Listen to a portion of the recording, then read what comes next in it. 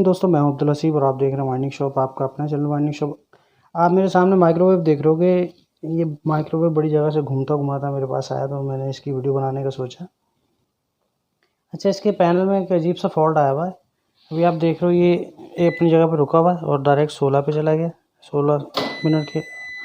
और अभी हम इस तरह इसको कर रहे हैं तो इसकी ट्यूनिंग रुक नहीं रही अपनी जगह। जैसे वॉल्यूम की टाइमिंग होती है तो ये आउट ऑफ कंट्रोल हुआ यानी पागल हो गया ये, और ये काफ़ी जगह से घूमता हुआ है। और अब हम इंशाल्लाह इसको रिपेयर करेंगे और आपके साथ इस वीडियो को शेयर करेंगे और बताता हूँ मैं आपको ये क्या फॉल्ट है। अच्छा, पैनल मैंने निकाल लिया इसका और अब हम इसको खोल के चेक कर लेते हैं। ये देखें मैं आपको दिखाता हूँ कि काफ़ी कोशिश और फनकारी हो चुकी है इसके अंदर, मगर ये रिपेयर हो नहीं सका।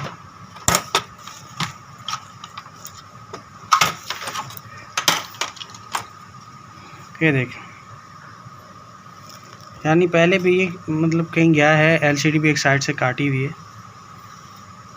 और सफाई वगैरह करके चेक किया है कि शॉर्ट वॉट निकल जाए, मगर फॉल्ट उसकी समझ में आया नहीं। और अब मैं आपको बताता हूँ कि ये कितना माइनर सा फॉल्ट था जो बंदे की समझ में नहीं आया। वीडियो को एंड तक आपने ज़रूर देखना और चैनल को सब्सक्राइब कर लेना। सबसे पहले अभी मैं इसको वॉश करता हूँ। कोई भी पैनल आया आपके पास, आपने थिनर या बुटाइल आता है उससे इसको अच्छी तरह साफ़ कर लेना, ताकि जो लाल बेग घुस के अपनी ऐसी तैसी करवाते हैं।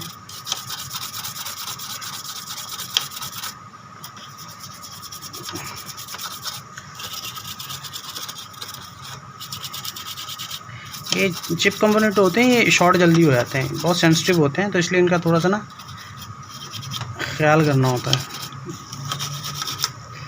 बाजार साफ़ ही पहले भी धुला हुआ, मगर फिर भी एक एहतियातन मैंने अपना फ़र्ज़ अदा किया है। तो अभी मैं आपको इसका फॉल्ट बताता हूँ। अच्छा, तो भाई सबसे पहले मैं आपको इसका थोड़ा सा फंक्शन समझा दूँ कि ये एलसीडी डिस्प्ले, ये तो सबको ही पता होता है, ये इसकी सप्लाई है, ट्रांसफार्मर वाला नहीं है। अब जो इसकी ट्यूनिंग होती है ये इस वेरिएबल से होती है, वॉल्यूम बोलते हैं, वेरिएबल बोलते हैं, जो आपकी समझ में आए वो बोलो।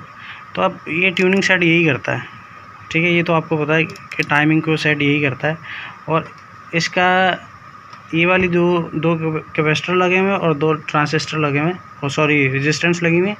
और बाकी इसके अंदर आप डायरेक्ट देखोगे कि सप्लाई सीधी जा रही है आईसी के अंदर।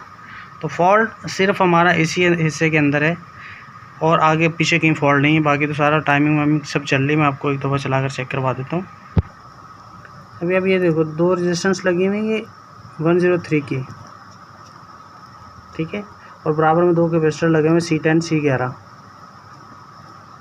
ठीक है ना। आपने सिर्फ ये करना है,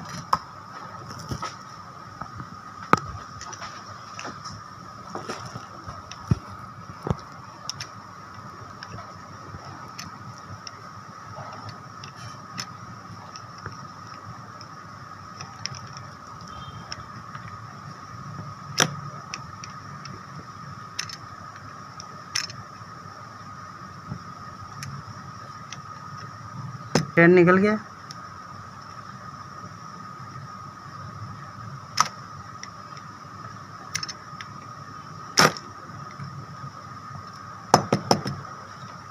ये आपने दोनों C10 और C11 दोनों निकाल दिए।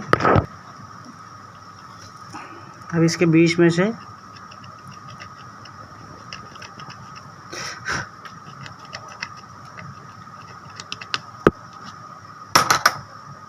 सफाई कर देनी। और अभी हम इसको चलाकर चेक कर लेते हैं।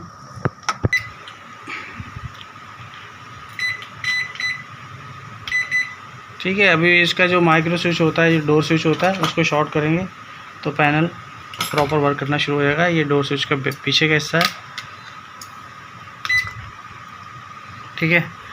देखिए पैनल बिल्कुल ओके हो चुका है। एक ज़रा सा फॉल्ट था, कैपेसिटर इसके शॉर्ट कर रहे थे, जिसकी वजह से ये अपनी जगह ट्यूनिंग को रोक नहीं रहा था एक जगह। ये माइनर सा फॉल्ट था, नहीं समझ में आता बाज़ दफ़ा, मगर वीडियो मैंने आपके साथ शेयर करती है।